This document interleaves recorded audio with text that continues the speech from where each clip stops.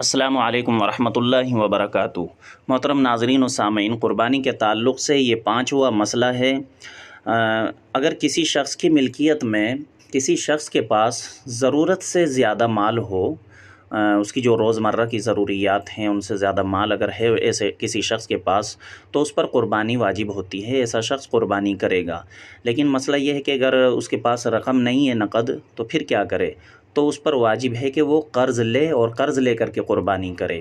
جیسا کہ اپنی دوسری ضروریات ہوتی ہیں انسان کی، تو ان ضروریات کو پورا کرنے کے لیے انسان قرض لیتا ہے اور قرض لے کر کے وہ اپنی ضروریات پوری کرتا ہے، تو اسی طریقے سے وہ قرض لے اور قرض لے کر کے جو ہے قربانی کرے۔ ہاں، یہ یاد رکھے کہ قربانی کرنے کے لیے وہ سودی قرض نہ لے۔ بہت سارے شخص جو ہے وہ افراد قرض لے لیتے ہیں لیکن وہ سود والا قرض لیتے ہیں، تو ایسا قرض نہیں لینا چاہیے، ایسا قرض نہ لیں کہ اس میں سود کا مسئلہ ہو، سود ہو اس میں۔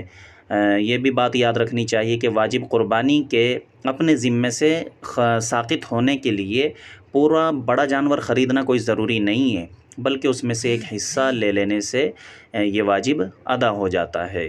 یہ مسئلہ بہت اہم ہے۔ بہت سارے لوگ جو ہیں غفلت برتتے ہیں کہ ان کے پاس ضرورت سے زائد مال ہوتا ہے لیکن نقد رقم نہیں ہوتی۔ وہ یہ کہتے ہیں کہ ہمارے پاس تو مال تو ضرور ہے لیکن نقد رقم ہمارے پاس ہے نہیں، تو ہم کیسے قربانی کریں؟ تو پھر مسئلے میں یہ بتایا گیا کہ بھائی ایسا آدمی جو ہے وہ قرض لے اور قرض لے کر کے قربانی کرے، جیسے اپنی دوسری ضروریات پوری کرنے کے لیے قرض لیتا ہے انسان۔